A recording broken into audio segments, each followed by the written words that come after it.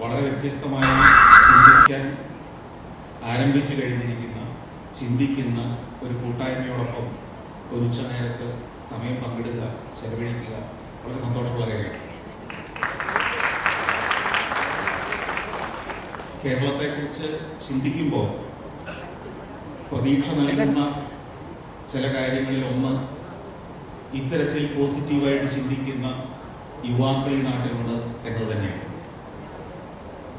നമ്മുടെ പല കാലഘട്ടങ്ങളിലെ കേരളത്തിൻ്റെ ചരിത്രം എടുത്ത് നോക്കുമ്പോൾ വ്യത്യസ്തമായി ചിന്തിച്ച യുവാക്കൾ ആണ് നമ്മളെ ഇവിടെ വരെ എത്തിച്ചത്.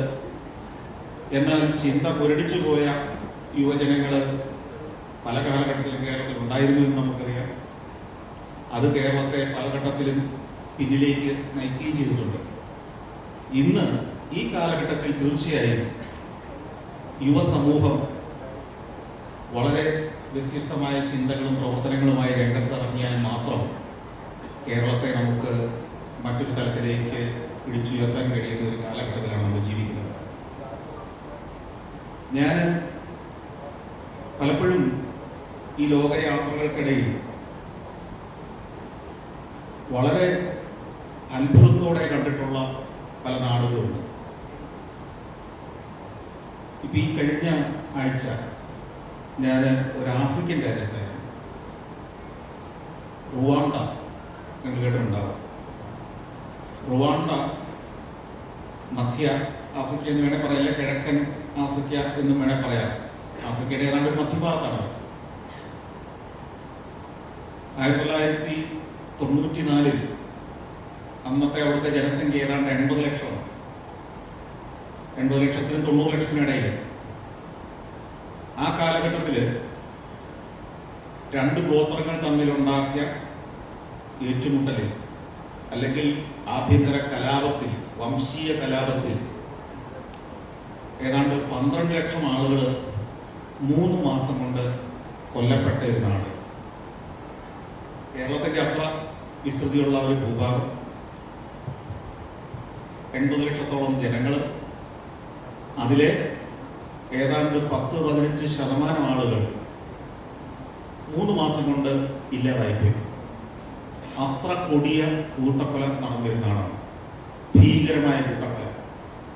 രാഷ്ട്രീയമായ കാരണങ്ങളും വംശീയമായ കാരണങ്ങളും ഒക്കെ അതിനകത്തുണ്ടായിരുന്നു. പക്ഷേ 30 വർഷത്തിന് ശേഷം ഇന്ന് റുവാണ്ട ചെല്ലുമ്പോൾ നിങ്ങൾ കാണുന്നത് മറ്റൊരു റുവാണ്ടയാണ്. ആ രാജ്യത്തിൻ്റെ തലസ്ഥാനം കിഗാലി എന്ന് പറയും. കിഗാലി. ഈ കിഗാലി നഗരത്തിൻ്റെ ചില ഭാഗങ്ങളിലൂടെ നിങ്ങൾ സഞ്ചരിക്കുമ്പോൾ, അല്ലെങ്കിൽ ഞാൻ സഞ്ചരിച്ചപ്പോൾ എനിക്ക് ഒരു സംശയം. ഞാനിപ്പോൾ സഞ്ചരിക്കുന്നത് സിംഗപ്പൂരിൻ്റെ ഒരു ഭാഗത്തൂടെയാണ്, വാഷിംഗ്ടൺ DC-യുടെ ഒരു ഭാഗത്തൂടെയാണ് എന്നെനിക്ക് സംശയം തോന്നുന്ന മട്ടിൽ സിംഗപ്പൂരും വാഷിംഗ്ടൺ DC-യും ലോകത്തെ ഏറ്റവും ഉദാത്തമായ നഗരങ്ങളെന്ന അർത്ഥത്തിലല്ല. അടിസ്ഥാന സൗകര്യങ്ങളും പ്ലാനിങ്ങും അവിടുത്തെ ലാൻഡ്സ്കേപ്പിങ്ങും അവിടെ ആ നഗരത്തിന് കൊടുത്തിരിക്കുന്ന ലേഔട്ടും ശാസ്ത്രീയതയും ഒക്കെ നോക്കുമ്പോൾ നമ്മൾ അത്ഭുതപ്പെട്ടു പോകുന്നു. റോഡിലൂടെ സഞ്ചരിക്കുമ്പോൾ ഇടയ്ക്കിടയ്ക്കെല്ലാം കണ്ടുമുട്ടുന്ന പോലീസുകാരുണ്ട്. ഈ പോലീസുകാരെ കാണുമ്പോൾ അല്ലെങ്കിൽ അവരുമായിട്ട് സംസാരിക്കേണ്ടി വരുമ്പോൾ നമ്മൾ അത്ഭുതപ്പെട്ടു പോകുന്നു. ഒരു ആഫ്രിക്കൻ രാജ്യത്ത്, എനിക്ക് പല ആഫ്രിക്കൻ രാജ്യങ്ങളോട് സഞ്ചരിച്ച് പരിചയമുണ്ട്. അവിടുത്തെ പോലീസുകാരുടെ ഒരു രീതി, സ്വഭാവം എനിക്ക് നല്ല നിശ്ചയമുണ്ട്. പക്ഷേ ഈ നാട്ടിലെ പോലീസുകാരുമായിട്ട് സംസാരിക്കുമ്പോൾ, കാറിലിരിക്കുകയാണെങ്കിൽ നമ്മുടെ അടുത്തേക്ക് വന്നിട്ട് ആദ്യം ചോദിക്കുന്നത്, ഇത് നിങ്ങൾക്ക് എങ്ങനെയുണ്ട്, രാവിലത്തെ ബ്രേക്ക്ഫാസ്റ്റ് കഴിച്ചോ? ഈ പോലീസുകാരനിൽ നിന്ന് പ്രചോദനം കൊടുത്തിട്ടായിരിക്കണം ഞാൻ സംസാരിച്ചു തുടങ്ങിയപ്പോൾ നിങ്ങൾ ചോറുണ്ടോ എന്ന് ചോദിക്കാൻ എനിക്ക് തോന്നുന്നില്ല. കാരണം മനുഷ്യൻ ഒരു പോലീസുകാരനോടല്ല സംസാരിക്കുന്നത്, നമ്മുടെ ഏതോ ഒരു അടുത്ത ബന്ധുവിനോടോ സുഹൃത്തിനോടോ സംസാരിക്കുന്നവർ സംസാരിച്ചു തുടങ്ങുകയും അവസാനം എത്തുമ്പോൾ കാര്യം പറഞ്ഞ് നിങ്ങൾ ഒരു ചെറിയ ട്രാഫിക് വയലേഷൻ ഉണ്ടാക്കിയിട്ടുണ്ട്, അതിന് ഞങ്ങളൊരു 5000 രൂപ പിഴയിടാൻ പോവാണ് എന്ന് പറഞ്ഞ് വളരെ സ്നേഹപൂർവ്വം പിഴയിടിച്ച് പോകുന്ന പോലീസുകാരുണ്ടാവും. സ്കൂളുകളിലേക്ക് വിദ്യാർത്ഥികൾ പോകാത്ത ഒരു കാലമായിരുന്നു ഈ കൂട്ടക്കൊലകൾക്ക് ശേഷം. കാരണം സ്കൂളുകൾ, ദേവാലയങ്ങൾ, പൊതുസ്ഥാപനങ്ങളെല്ലാം കത്തിച്ച് തകർത്ത് കളഞ്ഞു. റുവാണ്ട ഹോട്ടൽ എന്ന് പറഞ്ഞൊരു സിനിമ തന്നെ ഇറങ്ങിയിട്ടുണ്ട്. ഈ റുവാണ്ട കൂട്ടക്കൊലയെ സംബന്ധിച്ച് നിരവധി സിനിമകൾ പുറത്തിറങ്ങിയിട്ടുണ്ട്. അത് കാണുമ്പോൾ നമുക്കറിയാം, വേണ്ട ഇപ്പോൾ തന്നെ ഗൂഗിളിൽ നിങ്ങൾ ഇമേജസിൽ സെർച്ച് ചെയ്താൽ ആ റുവാണ്ടൻ കൂട്ടക്കൊലയുടെ കാലത്തെ റുവാണ്ട എന്തായിരുന്നു മനസ്സിലാവും. വെറും 30 വർഷം കൊണ്ട് യൂറോപ്യൻ രാജ്യങ്ങളിലെ സംവിധാനങ്ങളും സിസ്റ്റവും അടിസ്ഥാന സൗകര്യങ്ങളും, അല്ലെങ്കിൽ ഏത് വികസിത നാട്ടിലെയും അടിസ്ഥാന സൗകര്യങ്ങളും സംവിധാനങ്ങളും വളർത്തിയെടുത്ത് ഒരു രാജ്യത്തെ പുനഃസൃഷ്ടിച്ചു എന്നുള്ളത് നമ്മളെ അത്ഭുതപ്പെടുത്തും. ഇതൊക്കെ സാധ്യമാണോ? ഇത് സാധ്യമായത് എങ്ങനെയെന്ന് ഞാൻ ഈ യാത്രക്കിടയിൽ എല്ലാവരും ചിന്തിക്കുന്നുണ്ട്. ഒരു ഭരണാധികാരി, എനിക്ക് തോന്നുന്നു കഗാമ, പോൾ കഗാമ എന്ന് പറയുന്ന ആളാണ് പ്രസിഡന്റ്. കഴിഞ്ഞ 20 വർഷമായിട്ട് അദ്ദേഹം തന്നെയാണ് പ്രസിഡന്റ്. അദ്ദേഹത്തിന്റെ ഒരു വിഷൻ മാത്രമാണോ? ആയിരിക്കില്ല. വിഷനുള്ള ഭരണാധികാരികൾ നമുക്കുണ്ട്, നമുക്കുണ്ടായിട്ടുണ്ട്, ഇനി ഉണ്ടാവുകയും ചെയ്യും. പക്ഷേ എവിടെയാണ് ഒരു നല്ല ആശയം ഒരു രാഷ്ട്രത്തിൽ, ഒരു നാട്ടിൽ വിജയകരമായി നടപ്പാവുകയും ആ രാജ്യം പുരോഗതിയിലേക്ക് വളരുകയും ചെയ്യുന്നതെന്ന് ചോദിച്ചാൽ, അത് ആ നല്ല ആശയത്തെ അത് ആത്മാർത്ഥമായിട്ടും സത്യസന്ധമായിട്ടാണ് അവതരിപ്പിക്കുന്നതെങ്കിൽ അതിനെ നെഞ്ചേറ്റുന്ന ഒരു സമൂഹം ഉള്ളപ്പോഴാണ്, ഒരു പൊതുസമൂഹം അതിന് തയ്യാറാവുമ്പോഴാണ്. മാറ്റങ്ങൾ പൊതുസമൂഹത്തിൽ നിന്നും കൂടി ആവശ്യങ്ങളായി രൂപപ്പെട്ടു വരുമ്പോൾ നാട് മാറും. കൂട്ടക്കൊലയിൽ, കൂട്ടക്കുരുതിയിൽ, വംശഹത്യയിൽ എല്ലാം നഷ്ടപ്പെട്ട് തകർന്ന് തരിപ്പണമായ ഒരു രാജ്യത്തിന് മുന്നിൽ ഒരു പ്രതീക്ഷയുടെ നാളം കണ്ടപ്പോൾ ആ ജനം പൂർണ്ണ മനസ്സോടെ ആ മാറ്റങ്ങളെ സ്വീകരിക്കാൻ തയ്യാറായതാണ് ഈ കഴിഞ്ഞ 20 വർഷം കൊണ്ട് ഇന്ന് ആഫ്രിക്കൻ രാജ്യങ്ങളിലെ ഏറ്റവും മികച്ച ഭരണ സംവിധാനമെന്നും ഏറ്റവും മികച്ച അടിസ്ഥാന സൗകര്യങ്ങളുള്ള രാജ്യമെന്നും ഏറ്റവും കൂടുതൽ വളർച്ച നേടുന്ന നാടെന്നും പ്രകൃതിയെ ഏറ്റവും അധികം സംരക്ഷിച്ചുകൊണ്ട് ഒരു സസ്റ്റൈനബിൾ ഡെവലപ്മെന്റ് നടത്തുന്ന രാജ്യമെന്നും ഒക്കെയുള്ള വിശേഷങ്ങളുണ്ട്. നിങ്ങൾ ഇന്ന് വൈകിട്ട് പോയിട്ട് ഈ റുവാണ്ടയെ കുറിച്ചൊന്ന് പഠിക്കുന്നതല്ല. അവരുടെ സർവ്വമേഖലയിൽ അവരുടെ ടൂറിസത്തിന്റെ ഏറ്റവും പ്രധാനപ്പെട്ട ഒരു കണ്ടന്റ് മൗണ്ടൻ ഗൊറില്ലകൾ ആ നാട്ടിലുണ്ടെന്നുള്ളതാണ്. അവിടെയാണ് പ്രധാനമായിട്ട് ഈ മൗണ്ടൻ ഗൊറില്ലകൾ. തൊട്ടടുത്തുള്ള ടാൻസാനിയയിലും ഉഗാണ്ടയിലും ഒക്കെ മറ്റ് ജീവജാലങ്ങൾ അല്ലെങ്കിൽ വന്യമൃഗങ്ങൾ ധാരാളമുള്ളപ്പോൾ ഇവർക്ക് പ്രധാനമായിട്ടുള്ളത് ഈ മൗണ്ടൻ ഗൊറില്ലകളാണ്. അപ്പോൾ ലോകത്തിന്റെ നാനാഭാഗത്ത് നിന്ന് ടൂറിസ്റ്റുകൾ എത്തുന്നുണ്ട് ഈ മൗണ്ടൻ ഗൊറില്ലകളെ കാണാൻ. അത് എത്ര പേരെ വേണമെങ്കിലും അവർക്ക് സ്വീകരിക്കാൻ പറ്റും, ഒരു രാഷ്ട്രം തീരുമാനിച്ചാൽ മതി. പക്ഷെ അവരുണ്ടാക്കിയിരിക്കുന്ന ഒരു നിയമമുണ്ട്. ഈ മൗണ്ടൻ ഗൊറില്ലകളുള്ള പ്രദേശത്തേക്ക് അല്ലെങ്കിൽ ഒരു മൗണ്ടൻ ഗൊറില്ലയുടെ ഒരു ഫാമിലിയെ കാണാൻ ഒരു ദിവസം നിശ്ചിത എണ്ണം ആളുകളെ മാത്രമേ ഉള്ളൂ. ഈ മൗണ്ടൻ ഗൊറില്ലകൾ എവിടെയൊക്കെ ഉണ്ട് എന്നുള്ളത് ഒരു സ്ക്രീനിൽ നമുക്ക് അവരുടെ ബേസ് സ്റ്റേഷൻ ചെന്ന് കഴിയുമ്പോൾ കാണാം. റഡാർ സംവിധാനങ്ങളുണ്ട്, അത് സ്കാൻ ചെയ്ത സംവിധാനമുണ്ട്, അവരുടെ മൂവ്മെന്റ് കൃത്യമായി ട്രേസ് ചെയ്തുകൊണ്ടിരിക്കുക. ഈ ഓരോ മൗണ്ടൻ ഗൊറില്ല ഫാമിലിക്കും പ്രൊട്ടക്ഷൻ നൽകാൻ വേണ്ടി ആംഡ് ആയിട്ടുള്ള റേഞ്ചർമാരെ നിയോഗിച്ചിരിക്കുകയാണ് ആ രാജ്യത്ത്, ആ വനപ്രദേശങ്ങളിലൂടെ. നമുക്ക് ബേസ് സ്റ്റേഷനിൽ പോയി നിന്നിട്ട് കിലോമീറ്ററുകൾ വനത്തിലൂടെ നടന്ന ഇവരുടെ സാന്നിധ്യത്തിൽ നടന്നെങ്കിൽ മാത്രം അവിടെ എത്താൻ കഴിയും. എന്നാൽ അവർക്ക് ബിസിനസ്സും അറിയാം. മൗണ്ടൻ ഗൊറില്ലയെ കാണാൻ ഒരാൾക്ക് കയറിപ്പോകണമെന്നുള്ള പാസ് ഏതാണ്ട് $1200 എന്ന് വെച്ചാൽ നിങ്ങൾക്ക് മൗണ്ടൻ ഗൊറില്ലയെ കാണണമെങ്കിൽ 1,00,000 രൂപ മുടക്കണം അവിടെ ചെന്നിട്ട്. 8-10 പേരെ ഒരു ദിവസം അനുവദിക്കുകയുള്ളൂ. നമ്മൾ 1800 പേരെ കയറ്റിവിടുകയും $8 ചാർജ് ചെയ്യുകയും ചെയ്യുന്ന സംവിധാനത്തിലൂടെ ടൂറിസത്തെ ലിബറലാക്കുന്ന ഒരു ലോകമാണ് കണ്ടുകൊണ്ടിരിക്കുന്നതെങ്കിൽ ഇവിടെ നേരെ തിരിച്ചാണ് ചെയ്യുന്നത്. അപ്പോൾ പുതിയ ആശയങ്ങൾ, സിസ്റ്റമാറ്റിക്കായ ഡെവലപ്മെന്റ്, ഇതെല്ലാം റുവാണ്ടക്കാരുടെ സാധാരണ പൗരന്മാരുടെ ശാസ്ത്രജ്ഞന്മാരുടെ ബുദ്ധിയിൽ നിന്നുണ്ടായതല്ല. ഞാൻ ചോദിച്ചു, ഈ കിഗാലി പോലുള്ള പട്ടണങ്ങളെയൊക്കെ ഇത്തരത്തിൽ ഡിസൈൻ ചെയ്യാൻ, രൂപീകരിക്കാൻ അത്ര പ്രാപ്തി ഈ രാജ്യത്തിനുള്ളതാണ്. അപ്പോൾ അവിടെ എൻ്റെ ഒരു സുഹൃത്ത് അവിടെ വർഷങ്ങളായിട്ട് പ്രവർത്തിക്കുന്ന ഒരാൾ എൻ്റെ അടുത്ത് പറഞ്ഞു, ഈ ടൗൺ പ്ലാനിങ്ങിനും ഡിസൈനിങ്ങിനും എല്ലാം ഇവർ ആശ്രയിക്കുന്നത് ഇന്റർനാഷണൽ ഏജൻസികൾ. ഒരു സിംഗപ്പൂർ ഏജൻസിയാണ് ടൗൺ പ്ലാനിങ്ങിന് ചുമതല. അവിടുത്തെ വില്ലേജ് ഓഫീസുകൾ അല്ലെങ്കിൽ പ്രാദേശിക സർക്കാരിന്റെ ആസ്ഥാനം ഉൾപ്പെടെയുള്ള കെട്ടിടങ്ങൾ എങ്ങനെയായിരിക്കുമെന്ന് ഡിസൈൻ ചെയ്ത് ഒരു കെട്ടിടം ലോകത്തിലെ ഏറ്റവും മികച്ച ഡിസൈൻ ഫേമിനെ കൊണ്ട് ചെയ്യിക്കും. എന്നിട്ട് എല്ലാ ഗ്രാമത്തിലേക്കും ഇതിന്റെ കോപ്പി ആൻഡ് പേസ്റ്റ് ചെയ്യും. എല്ലാത്തിനും ആ രാജ്യത്ത് ഒരു ഒരു രൂപമായിരിക്കും. പോലീസ് സ്റ്റേഷന്റെ ഷേപ്പ് എങ്ങനെയായിരിക്കണമെന്ന് തീരുമാനിച്ചിട്ടുണ്ട്. അപ്പോൾ അവിടുത്തെ നെൽകൃഷി ഈ കാലാവധിക്ക് ശേഷം നിലച്ചു പോയിരുന്നു. അതിനെ നവീകരിച്ചെടുത്തത് ഒരു ഇന്ത്യക്കാരനാണ്, ഒരു തമിഴ്നാട്ടുകാരനായിരുന്നു അതിന്റെ ചുമതലക്കാരൻ. നെൽകൃഷി ഇന്ന് സഹകരണ സംഘങ്ങളായി, കോപ്പറേറ്റീവ്സായി കൃഷിയെ വളർത്തുന്നതിന് വേണ്ടി രൂപപ്പെടുത്തിയിരിക്കുന്ന ഈ ഓരോ കോപ്പറേറ്റീവിന്റെയും തലപ്പത്തിരിക്കുന്നത് മിക്കവാറും ഒരു സ്ത്രീയായിരിക്കും. അവരുടെ അഡ്വൈസറായിട്ടോ ആ കോപ്പറേറ്റീവ് സൊസൈറ്റിയുടെ പ്രസിഡന്റായിട്ടോ ഇരിക്കുന്ന ഒരു സ്ത്രീയാണ്.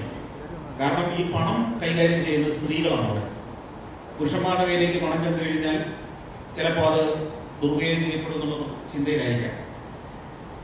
ഓരോ മേഖലയിലും ഇത്തരത്തിൽ വളരെ സിസ്റ്റമാറ്റിക്കായി, വളരെ ആസൂത്രിതമായി വളർന്നുകൊണ്ടിരിക്കുന്നു. അപ്പൊ ഞാൻ റുവാണ്ട പോലൊരു നാട്ടിൽ നടക്കുന്ന മാറ്റങ്ങൾ നമ്മുടെ ചെറുപ്പക്കാരുടെ ചിന്തകളിലേക്ക് കേരളത്തിൽ വരികയും അത് നടപ്പാക്കാനുള്ള ഒരു ശ്രമം നടത്തുകയും ചെയ്താൽ കേരളത്തിൽ വലിയ മാറ്റങ്ങൾ ഉണ്ടാക്കാൻ കഴിയും.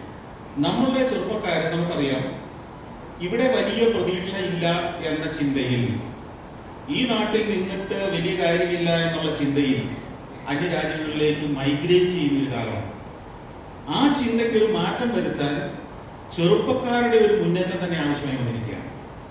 ഞാൻ കുറച്ചു മുമ്പ് തിങ്ക് കേരള ടീമുമായിട്ട് സംസാരിക്കുമ്പോൾ ഇതിനെ എങ്ങനെ ഗവൺമെന്റ് ഏജൻസികളിലേക്ക് അവരിലൂടെ ഇംപ്ലിമെന്റ് ചെയ്യാൻ കഴിയും, അവരുടെ അനുമതികൾ വാങ്ങി ചെയ്യാൻ കഴിയുമെന്നൊക്കെ ചർച്ച ചെയ്യുന്ന ഘട്ടത്തിലാണ് എന്ന് സൂചിപ്പിച്ചു എൻ്റെ അടുത്ത്. ഞാൻ ഇതിനെ കാണുന്നത് മറ്റൊരു രീതിയിൽ തന്നെ. നമ്മൾ എന്തിനാണ് ഈ പറഞ്ഞ ഗവൺമെന്റ് ഏജൻസികളുടെ ഒക്കെ സൗകര്യത്തിന് വേണ്ടി കാത്തു നിൽക്കുന്നത്? നല്ല കാര്യം ചെയ്യാൻ ഏത് ഗവൺമെന്റെങ്കിലും നമുക്ക് തടസ്സം നിൽക്കുന്ന എനിക്ക് തോന്നുന്നില്ല. ചെറുപ്പക്കാരുടെ മുന്നേറ്റം, ചെറുപ്പക്കാരുടെ ഇത്തരം വ്യത്യസ്ത മേഖലകളിലുള്ള കോപ്പറേറ്റീവുകൾ, വ്യത്യസ്തമായി ഇതിനെ നടപ്പാക്കാൻ കഴിയുന്ന ആളുകളുടെ ടീമുകൾ രൂപപ്പെടുത്തി ഓരോ മേഖലയിലും നമുക്ക് പ്രവർത്തനം ആരംഭിക്കാമെന്നല്ലോ. സത്യത്തിൽ വലിയ സാധ്യതകൾ മുന്നിലുള്ള ചിന്തകളാണ് ഇപ്പൊ രൂപപ്പെട്ടു വന്നിരിക്കുന്നത്. ഇതിനെ നടപ്പാക്കുന്ന ഘട്ടത്തിലേക്കാണ് നമ്മൾ അധികം താമസിയാതെ പോകുന്നത്. ഒരു ഗവൺമെന്റിന് പല വകുപ്പുകളുടെ മന്ത്രിസഭകൾ ഉള്ളതുപോലെ തന്നെ തിങ്ക് കേരള ഇനിഷ്യേറ്റീവിന് പല വിഭാഗങ്ങളായി പല മിനിസ്ട്രികൾ ഉണ്ടാവണമെന്നാണ് എൻ്റെ അഭിപ്രായം. എന്നിട്ട് ആ മിനിസ്ട്രികൾ ഓരോ മേഖലയിലും പ്രവർത്തനം ആരംഭിക്കും, സമൂഹം കൂടെ നിൽക്കും. ഇത് നമുക്കറിയാം, ചെറുപ്പക്കാർ തന്നെ ഓരോ യുവാവും ഓരോ യുവതിയും ഒരു മാധ്യമ സ്ഥാപനം തന്നെയാണ്. നിങ്ങളൊരു നല്ല കാര്യത്തിൽ തുടക്കമിട്ടാൽ നിങ്ങളുടെ കയ്യിലെ മൊബൈൽ ഫോണിലൂടെ അത് നിങ്ങളുടെ ചുറ്റുമുള്ള ആളുകളിലേക്ക്, സമൂഹത്തിലേക്ക് എത്തുകയും അത് നല്ലതാണെങ്കിൽ ഹൃദയം തുറന്ന് അപ്രീഷിയേറ്റ് ചെയ്യുകയും കൂടെ നിൽക്കുകയും ചെയ്യുന്ന ഒരു സമൂഹം കേരളത്തിലുണ്ട്. അക്കാര്യത്തിൽ സംശയമൊന്നുമില്ല. അപ്പൊ നമുക്ക് പരമ്പരാഗതമായ ചിന്തകൾ, നമ്മൾ ഏത് പുതിയ ആശയം കൊണ്ടുവന്നാലും ഇതെല്ലാം സർക്കാർ അനുമതികളോടുകൂടി അല്ലെങ്കിൽ സർക്കാർ പണത്തോടുകൂടി അല്ലെങ്കിൽ ബജറ്റിന്റെ ഭാഗമായി പണം അനുവദിക്കപ്പെട്ട് മാത്രമേ നടപ്പാകൂ എന്നുള്ള ചിന്ത മാറ്റണം. നമുക്ക് ചെയ്യാൻ പറ്റുന്ന നിരവധി കാര്യങ്ങൾ ഈ കേരളത്തിലുണ്ട്. അതിനെക്കുറിച്ച് തീർച്ചയായിട്ടും ഗഹനമായ ചർച്ചകളും ചിന്തകളും രൂപപ്പെടുന്നുണ്ട്. അപ്പോ തിങ്ക് കേരള എന്ന ഈ ഒരു ചെറിയ സമൂഹം, ഒരു വർഷം മുമ്പ് അല്ലെ 1.5 വർഷം മുമ്പ് 10-30 പേരിൽ നിന്ന് ആരംഭിച്ച ഈ ഒരു സംഘം അടുത്ത 2-3 വർഷം കൊണ്ട് കേരളത്തിലെ ചിന്താശേഷിയുള്ള എല്ലാ ചെറുപ്പക്കാരുടെയും ഒരു പ്ലാറ്റ്ഫോമായിട്ട് വളരണം. അങ്ങനെ വളരുമ്പോൾ എല്ലാവരും എല്ലാ കാര്യത്തിലും അഭിപ്രായം പറയുന്ന ആളുകളല്ലാതെ ഈ ആളുകളെ നേരത്തെ പറഞ്ഞതുപോലെ തന്നെ 10-30 വിഭാഗങ്ങളായിട്ട് തിരിക്കണം. ഓരോ മേഖലയിലും വൈദഗ്ധ്യമുള്ള ആളുകളെ ചേർത്ത് ഒരു ഗവൺമെന്റിന്റെ വിവിധ മിനിസ്ട്രികൾ പോലെ തിങ്ക് കേരളയുടെ വിവിധ മിനിസ്ട്രികൾ ഉണ്ടാവും. പ്രകൃതി സംരക്ഷണത്തിന്റെ മിനിസ്ട്രി, സൗന്ദര്യവൽക്കരണത്തിന്റെ മിനിസ്ട്രി, ശുചിത്വത്തിന്റെ ministry, future energy resources develop ചെയ്യുന്നതിന്റെ മിനിസ്ട്രി. അതിന് കൃത്യമായ മാസ്റ്റർ പ്ലാൻ ഉണ്ടാവണം. ആ മാസ്റ്റർ പ്ലാനിൽ എത്ര കാലം കൊണ്ട് ഈ പ്രവർത്തനങ്ങൾ എത്ര ഘട്ടത്തിലേക്ക് വളർത്തുമെന്നുള്ള പദ്ധതി ഉണ്ടാകണം. അത് നടപ്പാക്കാനുള്ള പണം എങ്ങനെ സ്വരൂപിക്കാമെന്നുള്ള കാഴ്ചപ്പാടുണ്ടാവണം. തീർച്ചയായും നല്ല ആശയവുമായി മുന്നിട്ടിറങ്ങിയാൽ കേരളത്തിൽ പണം ഒരു തടസ്സമല്ല എന്നുള്ള കാര്യത്തിൽ യാതൊരു സംശയവും. നിങ്ങൾക്കറിയാം, കഴിഞ്ഞ ഒരു മാസം മുമ്പ് ഒരു ജയിലിൽ നിന്ന് ഒരാളെ മോചിപ്പിക്കാൻ വേണ്ടി കേരളത്തിലെ സോഷ്യൽ മീഡിയയിലൂടെ പ്രചാരം നടത്തി ഏതാനും ആളുകൾ മുന്നിട്ടിറങ്ങിയപ്പോൾ എത്ര കോടി രൂപ 2-3 ദിവസം കൊണ്ട് സ്വരൂപിക്കാൻ കഴിയുമെന്ന്. മനുഷ്യരെ ജയിലിൽ നിന്ന് മോചിപ്പിക്കാൻ മാത്രമല്ല അത്തരത്തിൽ പണം ഉപയോഗിക്കാവുന്നത്. കേരളത്തിൽ നിന്ന് യുവാക്കളെ നാട് കടത്തുന്നതിനെതിരെ നമുക്ക് പണം ശേഖരിക്കാൻ പറ്റും. നാട് കടന്നാലല്ലേ മറ്റു രാജ്യത്തെ ജയിലിൽ പോയി കിടക്കേണ്ടി വരുള്ളൂ.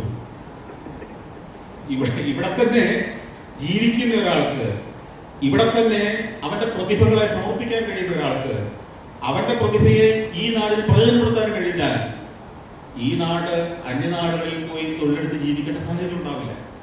അപ്പൊ നമുക്ക് തിങ്ക് കേരള എന്ന ഇനീഷ്യേറ്റീവ് അടുത്ത ഒരു വർഷം കൊണ്ട് 10,000-കണക്കിന് ചെറുപ്പക്കാരിലേക്ക് പ്രതീക്ഷ നൽകുന്ന ഒരു പ്രസ്ഥാനമായി മാറണം. നമ്മൾ ചെറുപ്പക്കാർക്ക് കൊടുക്കേണ്ട ഒരു പ്രതീക്ഷയാണ്. ഈ നാട് എല്ലാ സാധ്യതകളും ഉള്ളതാണ്. ഒന്ന് ആലോചിച്ച് നോക്കൂ, നമ്മൾ തൊഴിൽ തേടി പോയ നാടുകളിൽ എവിടെയാണ് നമ്മളെക്കാൾ നല്ല പ്രകൃതി, നമ്മളെക്കാൾ നല്ല സൗകര്യങ്ങൾ, നമ്മളെക്കാൾ സ്നേഹബന്ധങ്ങളുള്ള സമൂഹം, ഇതൊക്കെ ഉള്ളത് എവിടെയാണ്? പക്ഷേ നിവൃത്തികെട്ട് നമ്മൾ പോവുകയാണ്. നിവൃത്തികെട്ട് മാത്രമാണ് പോകുന്നത്. ഒന്ന് ആലോചിച്ച് നോക്കൂ, 10 ദിവസം അവധി കിട്ടിയാൽ ഗൾഫ് നാടുകളിൽ ജോലി ചെയ്യുന്നവരാവട്ടെ, യൂറോപ്പിൽ ജോലി ചെയ്യുന്നവരാവട്ടെ, അമേരിക്കക്കാരൻ പോലും ആവട്ടെ, തിരിച്ച് ഈ നാട്ടിലേക്ക് വരാൻ കൊതിക്കുന്നുണ്ട്. ഈ നാട്ടിലെ മഴക്കാലവും വളരെ ക്ലീഷയായി പോയതുപോലെ തന്നെ ഈ നാട്ടിലെ മഴക്കാലവും ഒരു കട്ടൻ ചായയും ജോൺസൺ മാഷിന്റെ പാട്ടും വരാന്തയിൽ ഇരിക്കും ഒക്കെ സ്വപ്നം കാണുന്നവരാണ് ലോകത്തിന്റെ ഏത് രാജ്യത്ത് പോകുന്ന മലയാളി. എങ്കിൽ ഈ ഞായറാഴ്ച രാവിലെ മഴ പെയ്യുന്നത് കണ്ടുകൊണ്ട് വീടിന്റെ തിണ്ണയിലിരിക്കാൻ ആരാണ് കൊതിക്കാത്തത്? അപ്പോ ഇത്രയും ഊഷ്മളമായ ഒരു നാടിനെ ഉപേക്ഷിച്ചു പോകുന്നവൻ നിവൃത്തികേടുകൾ പോകുന്ന, അവർക്ക് പ്രതീക്ഷ നൽകുന്ന ഒരു സംവിധാനമായി ഈ തിങ്ക് കേരള പോലുള്ള സംരംഭങ്ങൾ വരണം. അതിനുള്ള മാസ്റ്റർ പ്ലാനുകൾ നമ്മൾ മുന്നോട്ട് വെക്കണം. പ്രതീക്ഷ നൽകുന്ന ഒരു മാസ്റ്റർ പ്ലാൻ നമ്മൾ അടുത്ത 10 വർഷം കൊണ്ട് ഇങ്ങനെയാവും. 2047 ആവുമ്പോൾ ഇതാണ് നമ്മുടെ പദ്ധതി.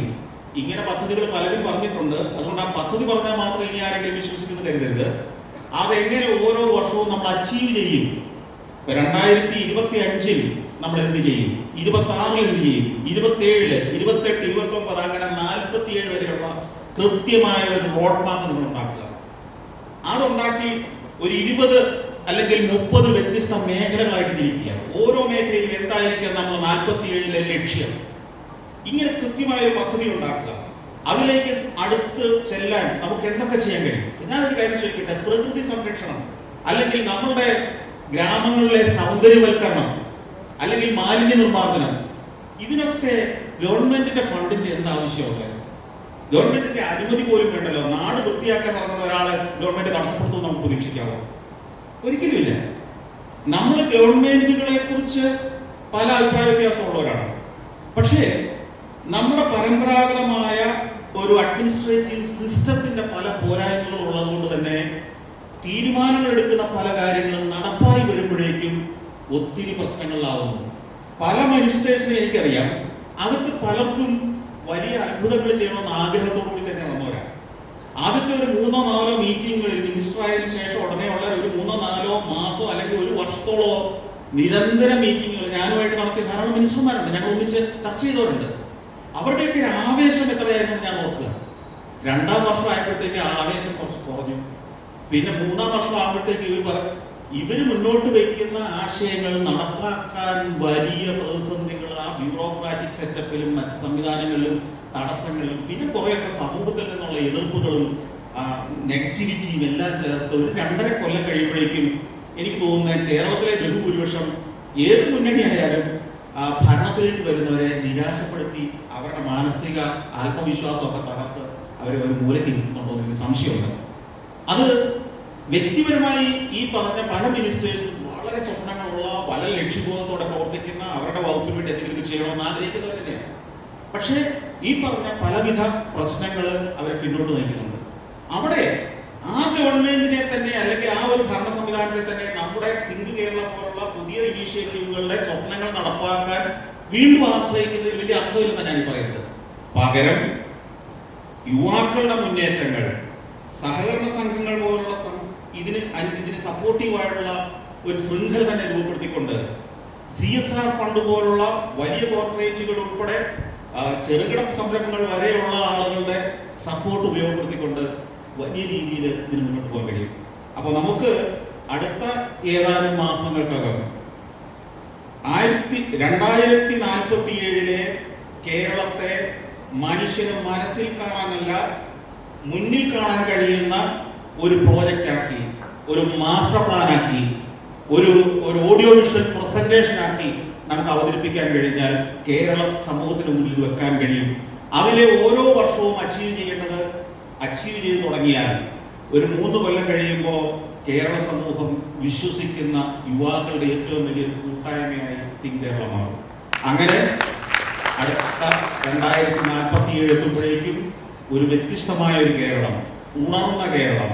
ഞാൻ പറയുന്നത് പറ്റുമെങ്കിൽ കുറച്ച് തിങ്ക് കേരള ഇനിഷ്യേറ്റീവിന്റെ ആളുകൾ ഈ റുവാണ്ട പോലുള്ള ചില രാജ്യങ്ങൾ സന്ദർശിക്കുകയും അവര് പരീക്ഷിച്ച് വിജയിപ്പിച്ച ചില മാതൃകകളെ നമുക്ക് എങ്ങനെ നമ്മുടെ നാട്ടിലേക്ക് കൊണ്ടുവരാൻ കഴിയുമെന്ന് കണ്ടെത്താൻ കഴിയും.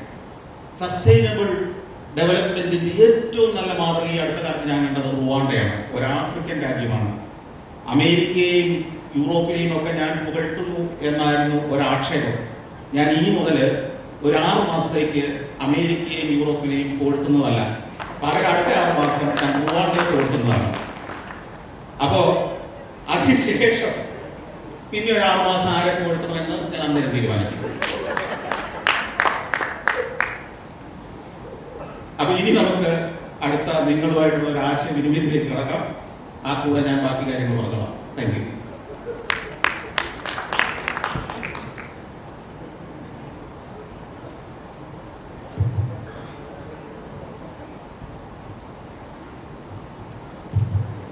നമസ്കാരം സാർ, ഞാൻ ആദർശ് വയനാട്ടിൽ നിന്നാണ് വരുന്നത്. സാറിൻ്റെ വലിയൊരു ഫാനാണ്. അപ്പോൾ ഒരാവശ്യത്തിന് വേണ്ടി കുറച്ചുനാൾ ദുബായിലേക്ക് പോയിട്ടുണ്ടായിരുന്നു. പോയ ആവശ്യമൊന്നും നടന്നില്ല. അപ്പോൾ അതിനുശേഷമാണ് ജോലി കഴിഞ്ഞ സമയം സാറ് പറഞ്ഞ പോലെ ബുർജ് ഖലീഫ നോക്കിയൊരു സ്വപ്നം കണ്ടു. അങ്ങനെ ടൗൺ ടൗണിൽ ഇരുന്നാണ് കൂടുതൽ സമയം പോവാറ് ഫ്രീ ടൈമിൽ. അങ്ങനെ എന്നിട്ട് ദുബായിൽ നിന്ന് ജോലി രാജിവെച്ചിട്ട് നാട്ടിലേക്ക് വന്നു. അപ്പോൾ നാട്ടിലെ സ്വന്തമായിട്ടപ്പോൾ സാർ പറഞ്ഞ ഏറ്റവും വലിയ ഇൻട്രസ്റ്റ് എനിക്ക് പറഞ്ഞ ടൂറിസം തന്നെയാണ്. അങ്ങനെ ദുബായിൽ ചെന്ന് അവിടെ പഠിച്ചപ്പോൾ മനസ്സിലായത് ഈ ടൂറിസത്തിന്റെ പൊട്ടൻഷ്യൽ നമ്മൾ വിചാരിക്കുന്നതിനും അപ്പുറമാണ്. അങ്ങനെ ടൂറിസം ഫീൽഡിലേക്ക് ഞാൻ വരാൻ തീരുമാനിച്ചു. അങ്ങനെ നാട്ടിലേക്ക് വന്നു. പക്ഷെ വന്ന സമയത്ത് തന്നെ സ്റ്റാർട്ട് ചെയ്യാൻ പറ്റില്ല. എന്നിരുന്നാലും ഞാൻ നിലവിൽ ഒരു ഫ്ലൈവാനായിട്ട് എന്ന് പറഞ്ഞിട്ട് ഒരു ടൂർ കമ്പനി സ്റ്റാർട്ട് ചെയ്തിട്ടുണ്ട്. പിന്നെ എനിക്കിപ്പോൾ എനിക്കൊരു പ്രധാന പ്രശ്നം പറയാം. ഇപ്പോൾ സാർ പറഞ്ഞ മുഹമ്മദ് റിയാസ് പോകുന്ന സമയത്ത് പറഞ്ഞിരുന്നു ഞാൻ എക്സ്പ്ലോർഡ് ആയിട്ടുള്ള കുറെ ടൂർ സ്പോട്ടുകൾ സ്റ്റാർട്ട് ചെയ്തിട്ടുണ്ട്. പക്ഷെ നിലവിലെ വയനാടിന്റെ അവസ്ഥ എന്ന് പറഞ്ഞാൽ ഒരു വെന്റിലേറ്ററിൽ നടക്കുന്ന ഒരു പേഷ്യനെ പോലെയാണ്. ഓൾറെഡി വയനാട്ടിൽ നമ്മളെല്ലാവരും അറിയുന്നതാണ് എക്കോ ടൂറിസം കേന്ദ്രങ്ങൾ ഒരുപാടുണ്ട്. പക്ഷെ ഇപ്പോൾ ഒരു 4 months ആയിട്ട് എല്ലാം ക്ലോസ്ഡ് ആണ്. അപ്പോൾ ടൂറിസം നമ്മൾ ഡെവലപ്പ് ചെയ്യാന്ന് പറയുള്ളൂ. ഇപ്പം നിലവിൽ ഞാനിപ്പോൾ ഒരു ഏജൻസി സ്റ്റാർട്ട് ചെയ്തിട്ട് തന്നെ 4 മാസത്തോളമായി ടൂറിസം സെന്റേഴ്സ് ക്ലോസ്ഡ് ആണ്. മെജോറിറ്റി എക്കോ ടൂറിസം സെന്റർ അത് നമുക്ക് ഡെവലപ്പ് ചെയ്യാൻ പറ്റുന്നില്ല. പിന്നെ സാറിന്റെ ഒരു ആഗ്രഹം കേട്ടിട്ടുണ്ട്, അതായത് ഒരു ഗ്രാമം, അതായത് കേരളത്തിലെ ഒരു ഗ്രാമം ഏറ്റെടുത്ത് ഒരു ടൂറിസം കൊണ്ട് എന്ത് ചെയ്യാൻ പറ്റുമെന്ന് ആ ഒരു ഗ്രാമത്തിൽ ഒന്ന് കാണിച്ചു കൊടുത്താൽ ബാക്കിയുള്ളവർക്ക് മനസ്സിലാവും. ഇതുവരെ അതിന്റെ ഡെവലപ്മെന്റ് എന്താണെന്ന് അറിയത്തില്ല. സാറിന് പറ്റുവാണെങ്കിൽ ഞാൻ സുത്തമത്തിരിക്കാരനുമാണ്. അപ്പോൾ നമുക്ക് ഡെഡിക്കേറ്റഡ് ആയിട്ട് വർക്ക് ചെയ്യാൻ ഞാൻ തയ്യാറാണ്. അപ്പോൾ നമ്മുടെ സുത്തമത്തിരി ഗ്രാമത്തിനെ ഒന്ന് മാറ്റിയെടുക്കാൻ പറ്റുമെന്ന് ഒരു ക്വസ്റ്റ്യൻ ആയിട്ട് ചോദിക്കുകയാണ്. പിന്നെ സാർ പറയാനുള്ളത്, ഇവിടെ ഈ പ്രോഗ്രാം തുടങ്ങി ഫസ്റ്റ് ചോദിച്ചൊരു ക്വസ്റ്റ്യൻ ഉണ്ടായിരുന്നു. അത് ആ പുള്ളിക്ക് ഫസ്റ്റ് ടൈം കൊണ്ടാണ് ക്വസ്റ്റ്യൻ ചോദിച്ചത്, ജസ്റ്റിസിനോട് ചോദിച്ചിട്ടുണ്ടായിരുന്നത്. അതായത് ഈ നമ്മുടെ കേരളത്തിൽ ഈ സ്ത്രീകൾക്ക് നേരിടുന്ന അതിക്രമങ്ങൾക്കൊരു നോർമലായിട്ട് പറഞ്ഞാൽ പുള്ളിക്കാരി ഉദ്ദേശിച്ചത് ഒരു വേശ്യാലയം എന്ന രീതിയിൽ തുടങ്ങിയിട്ടുണ്ട്, ലീഗലായിട്ട് തുടങ്ങിയിട്ടുണ്ടെങ്കിൽ ഈ സ്ത്രീകൾക്കെതിരെയുള്ള ആക്രമണങ്ങൾ കുറയില്ലേ എന്നാണ്. അതെനിക്ക് ഞാൻ പേഴ്സണലായിട്ട് പറയാം, എല്ലാവരും പോയി ദുബായില് ഏത് സ്ത്രീക്കും 24 മണിക്കൂറും പുറത്തിറങ്ങി നടക്കാമെന്നൊക്കെ. അതിനൊരു കാരണം എനിക്ക് തോന്നിയിട്ടുള്ളത് ലോകത്തിലെ ഏറ്റവും വലിയൊരു വേശ്യാലയം തന്നെയാണ് ദുബായ്. കാരണം വെച്ചാൽ അങ്ങനെ ഒരു ആവശ്യമായിട്ട് വരുന്നത് അത് ലീഗലായിട്ട് തന്നെ ചെയ്യാനുള്ള അവസരങ്ങൾ അവിടെ കിട്ടുന്നുണ്ട്. പക്ഷെ അതൊരു പുറത്തു പറയുന്നില്ല എന്ന് മാത്രം. അതുകൊണ്ടാണ് സ്ത്രീകൾക്കെതിരെ വലിയ ആക്രമണങ്ങളും കാര്യങ്ങളൊന്നും ഇല്ലാത്ത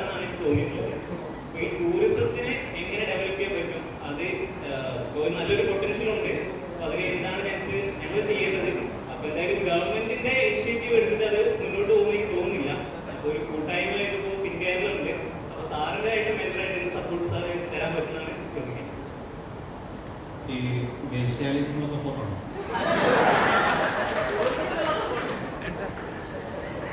ഞാനൊരു വേശ്യാലയം എക്സ്പെർട്ട് അല്ലാത്തതുകൊണ്ട്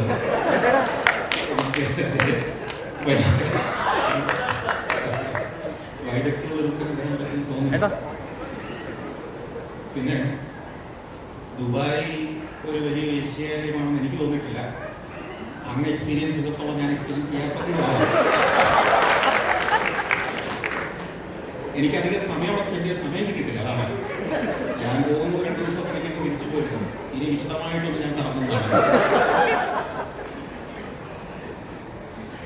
ആദ്യ ഭാഗം വളരെ പ്രധാനപ്പെട്ട കാര്യമാണ്. കാരണം കേരളത്തില് നമുക്ക് ഒത്തിരി സാധ്യതകളുണ്ട്. ഒത്തിരി സാധ്യതകൾ എന്ന് പറഞ്ഞാൽ ഞാൻ പറഞ്ഞല്ലോ, ഏത് തരത്തിലുള്ള ടൂറിസം വളർച്ചയ്ക്കുള്ള സാധ്യതയുണ്ട്. നിങ്ങൾ പറഞ്ഞത് വളരെ ശരിയാണ്. കാരണം ഒരു ഗ്രാമം എടുത്താൽ ഒരു ടൂറിസം ഡെസ്റ്റിനേഷൻ. നമ്മൾ ഏത് ഗ്രാമം, കാരണം എന്താ ടൂറിസം എന്ന് പറഞ്ഞാൽ എന്താണ് ടൂറിസം?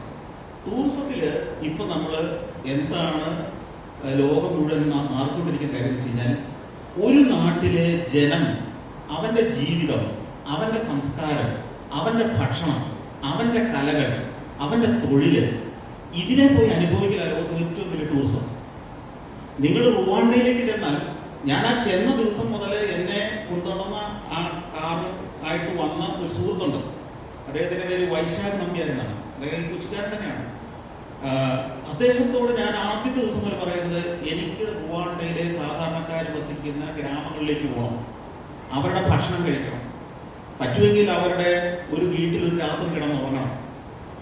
ഒന്ന് ആലോചിച്ച്, അത്യാവശ്യ സൗകര്യമുള്ള കേരളത്തിൽ നിന്ന് നമ്മൾ പോയിട്ട് റുവാണ്ടയിലെ ഒരു ഗ്രാമത്തിലെ വീട്ടിൽ പോയി താമസിക്കാൻ ആഗ്രഹിക്കുന്നല്ലേ?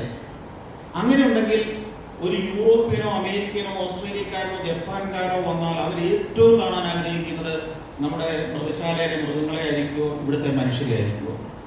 ഇവിടെ നമുക്ക് ബുർജ് ഖലീഫകളില്ല. നമ്മുടെ പ്രകൃതിയും മനുഷ്യന്റെ ജീവിതവും എല്ലാം ചേർന്നാണ് പോകുന്നത്, അല്ലേ? വേമ്പനാട്ടുകായലിന്റെ തീരങ്ങളിലേക്ക് ചെന്നാൽ അതിനെ ഉപജീവിച്ച് കഴിയുന്ന മനുഷ്യര്, അവിടെ കക്കാ വാരുന്നവര്, അവിടെ മത്സ്യബന്ധനം നടത്തുന്നവര്, അവിടുത്തെ തെങ്ങിൻതോപ്പുകളിൽ തെങ്ങ് ചെത്തുന്നവര്, അവിടുത്തെ പുരയിടങ്ങളിൽ നിന്ന് മീൻ വെട്ടുന്ന സ്ത്രീകള്, അവിടുത്തെ ഇപ്പൊ ആ കാഴ്ച കാണാനില്ലെങ്കിൽ പണ്ടൊക്കെ കാണാമായിരുന്നു കുറച്ച് വർഷം മുമ്പ് വരെ തെങ്ങോല കൊണ്ട് മെടഞ്ഞെടുക്കുന്ന ഓല മെടയുന്ന ആളുകൾ. ഇങ്ങനെ ഗ്രാമീണ ജീവിതത്തിന്റെ എന്തെല്ലാം കാഴ്ചകൾ കാണിക്കാൻ പറ്റും, ഇതും മാത്രം കാണിച്ചാൽ ലോകത്തിലെ ഏറ്റവും നല്ല ഡെസ്റ്റിനേഷൻ ആയിട്ട് കേരളം. കാരണം അത്രയേറെ വൈവിധ്യങ്ങളുണ്ട്. ആ ഒരു ഗ്രാമത്തിലെ ഒരു ഉത്സവം അല്ലെങ്കിൽ ഒരു പെരുന്നാള് ഒന്നും വേണ്ട, ഒരു സാധാരണ ദിവസം ആ നാട്ടിലെ കളർ ഷാപ്പിലേക്ക് ചെന്നാൽ കാണുന്ന കാഴ്ചകൾ മാത്രം കണ്ടാൽ, അവിടുത്തെ മനുഷ്യരെ ഒന്ന് നിരീക്ഷിക്കാൻ നമുക്ക് അവസരം കിട്ടിയാൽ അതിപ്പോ ഒരു ടൂറിസ്റ്റ് ആക്ടിവിറ്റി പറയുക.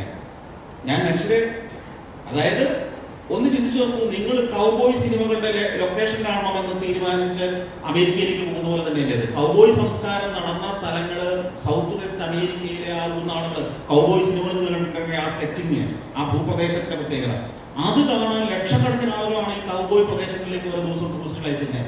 ഇതേപോലെ തന്നെ അനന്തമായ സാധ്യതകളാണ്. നമുക്ക് വേണ്ടത് ഈ ഒരു പ്രോഡക്റ്റിനെ വൃത്തിയായിട്ട് പാക്കേജ് ചെയ്ത് മാർക്കറ്റ് ചെയ്യുന്ന ഒരു സംവിധാനം വേണം. പാക്കേജ് ചെയ്യുമ്പോൾ എന്തൊക്കെ അതിനകത്ത് വേണം? അതിനകത്ത് മിനിമം ആമിനിറ്റീസ് വേണം, ടോയ്ലറ്റ് ഫെസിലിറ്റികൾ വേണം, വൃത്തി വേണം, അത്യാവശ്യം സൗന്ദര്യം വേണം, നാച്ചുറൽ ആയിരിക്കണം, മാലിന്യ നിർമ്മാർജ്ജനത്തിനുള്ള സംവിധാനങ്ങൾ വേണം. ഇതൊരുക്കുന്ന കൂട്ടായ്മകൾ ഓരോ ഗ്രാമത്തിലും ഉണ്ടായാൽ തീർച്ചയായും കേരളം മുഴുവൻ ഒരു ടൂറിസ്റ്റ് റിസോർട്ടായി മാറും. റിസോർട്ട് എന്നത് ഒരു നെഗറ്റീവ് വാക്കല്ല ഞാൻ പറയുന്നത്. അപ്പൊ നിങ്ങളുടെ ഒരു സംരംഭം ഒരു തരത്തിൽ ഏതെങ്കിലും ഒരു ഗ്രാമത്തിൽ ആരംഭിക്കാൻ പ്ലാനിടുന്നുണ്ടെങ്കിൽ തീർച്ചയായും സുൽത്താൻ ബത്തേരിക്ക് സുൽത്താൻ ബത്തേരി, വയനാട്ടിലെ മറ്റൊരു ഗ്രാമമാണെങ്കിൽ തീർച്ചയായിട്ടും ആ കൂടെ എൻ്റെ എല്ലാ പിന്തുണയും സാന്നിധ്യമുണ്ട്. ഹലോ സാർ, എന്തുകൊണ്ട് ഞാനടക്കമുള്ള ഭൂരിഭാഗം യുവാക്കളും വിദേശത്തേക്ക് തൊഴിൽ ഹലോ എന്തുകൊണ്ട് ഞാനടക്കമുള്ള യുവാക്കൾ ഭൂരിഭാഗവും വിദേശത്തേക്ക് തൊഴിൽ തേടി പോകുന്നു? എക്കോ ഇടാതെന്ന് പറഞ്ഞു.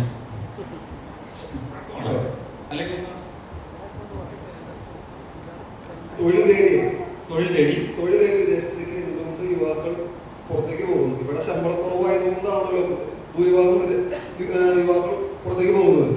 എന്താണ് ഈ ശമ്പളം കുറവ് വരാൻ കാരണം? ഇവിടെ ഏത് കോഴ്സ് പഠിച്ചിരുന്നാലും 20,000 താഴെ ഇവിടെ കേരളത്തിൽ ശമ്പളം കിട്ടുന്നു.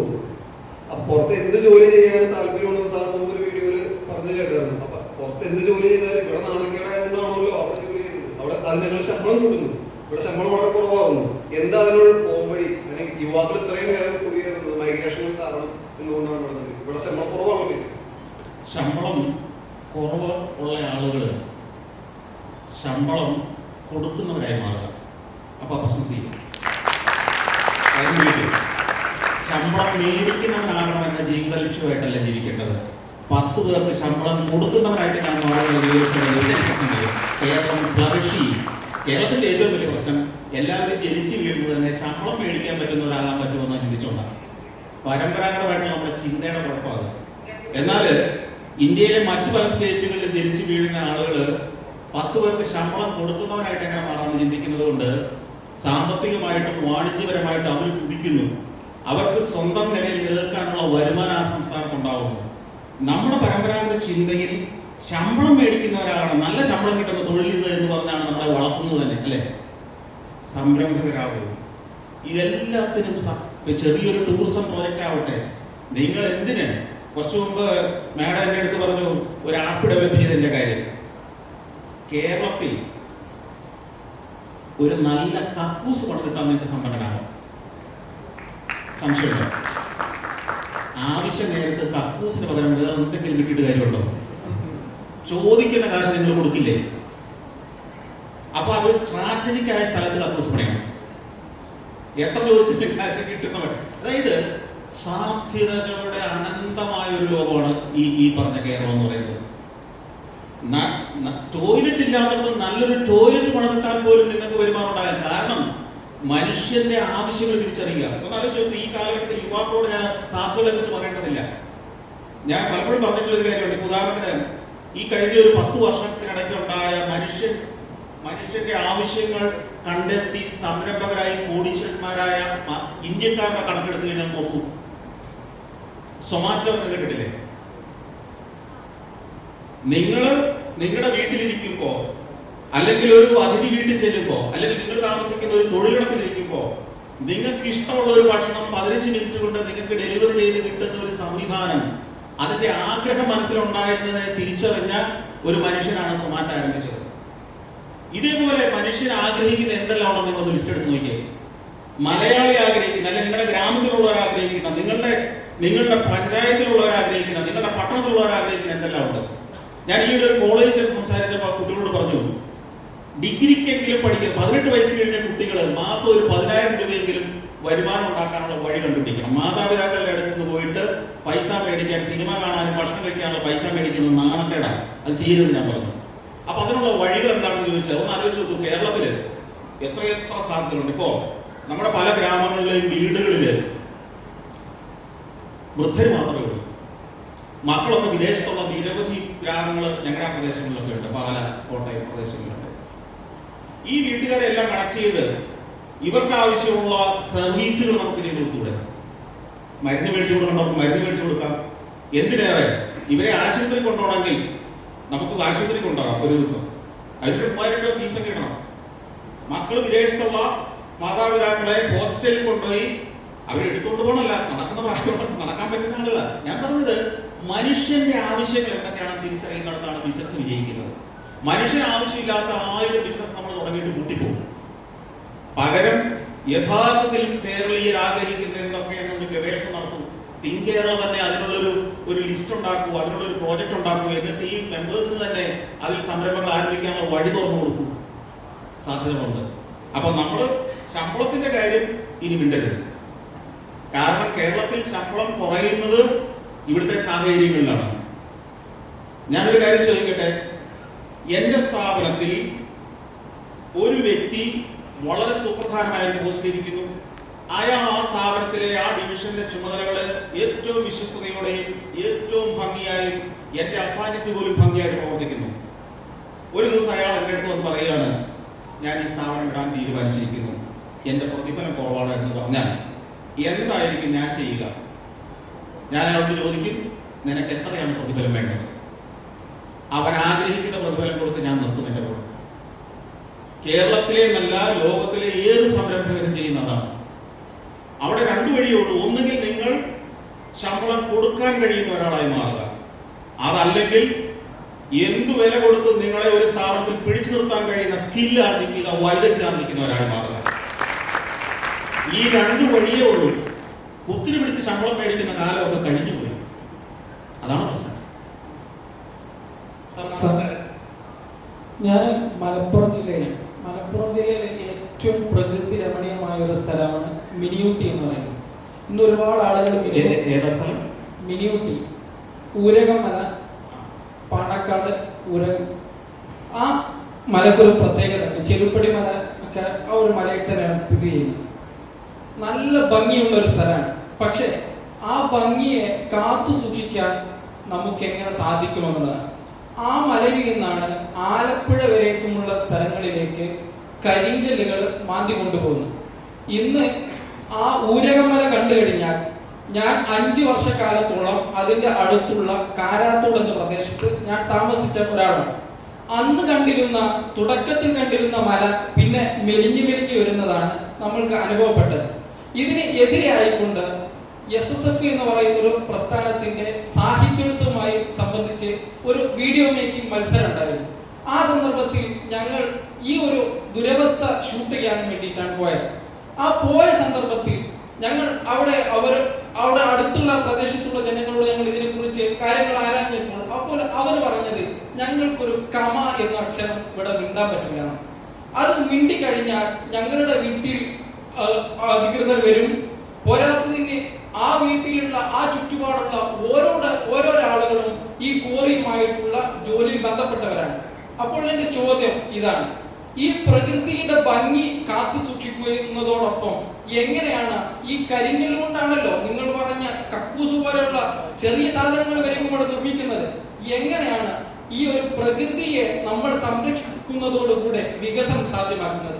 അതായത് സുസ്ഥിര വികസനം എങ്ങനെ നമുക്ക് ഇവിടെ ഉണ്ടാക്കിയെടുക്കാൻ സാധിക്കും? വളരെ പ്രസക്തമായ ചോദ്യമാണ്.